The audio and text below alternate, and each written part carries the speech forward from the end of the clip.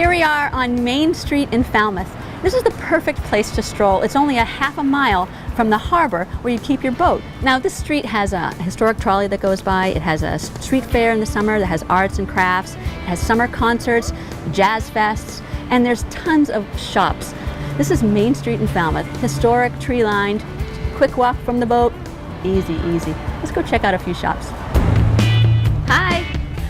I love your bright colored shop. Everything's so bright and beautiful. Oh, look at all the bright colors. This just feels like summer here on Main Street in Falmouth. I see you carry Jude. Yes, we do. Awesome. So I just found a bunch of new friends here, and they are outside the store in the pink and looking at the Jude Connolly dresses. She's never worn one before.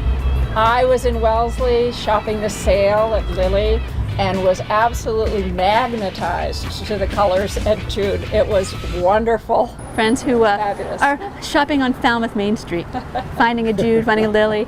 Thanks so much, guys. Okay. Bye. One of the beautiful things about Falmouth is that it's steeped in history. I'm here with my friend Tom Mountford, and we're outside of the Historical Society in Falmouth, the museum, and this is Tom's car. How old is this car? It's 83 years old. 83 years old. So beautiful day for a ride back in history. Let's go. Isn't this fun, Tom? Yeah, this is a good day for a ride. On our left-hand side, right over here, is the Falmouth Village Green. The town militia used to train there. It was laid out here in 1749, so it's a 265-year-old village green. It never gets old, that horn. And the big white church on the right-hand side is the First Congregational Church of Falmouth. It's the oldest church in Falmouth. The steeple up there is a bell that was purchased by the church in 1796, and that bell was purchased from Paul Revere of Boston. So when you hear that bell, that's a historic bell, Paul Revere bell. The house on the right, this big white house, is today the parsonage for the minister of the Congregational Church. Okay. But in 1814, when this house was built, it was built by a sea captain whose name was William Bodfish. And then just a little further up on the right, the yellow house, which is part of the museum, part of the Historical Society. 1790 house was built by a Dr. Francis Wicks. Dr. Wicks was a soldier during the Revolutionary War, and when this house was built in 1790, they say it was the fanciest, nicest, most wonderful house in the entire town. And today, I wouldn't say it any different, too. I wouldn't say any different either. That's a beautiful home. That was terrific, Tom. I'm glad you had a good time. I really did. We just scratched the surface here of the tour of historical Falmouth. Tom Yes, you did. actually as a volunteer, and he gives these tours regularly. Great thing to do when you're visiting Falmouth. Thanks so much, Tom. Okay, you're very welcome.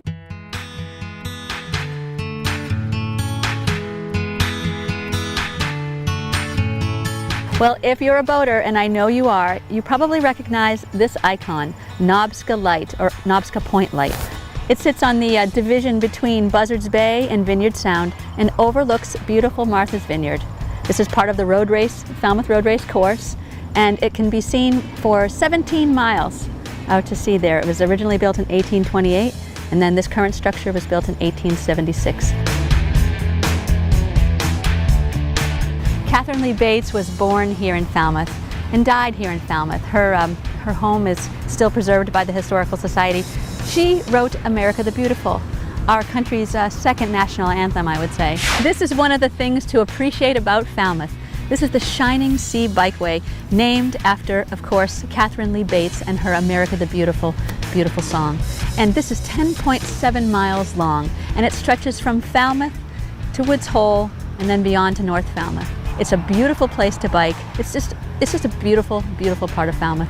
This is one of the landmarks of Falmouth as well. This is called Falmouth Heights behind me, and it used to be called Great Hill. There's a lot of beautiful homes up there and B&Bs, and this is actually part of the Falmouth Road Race route as well.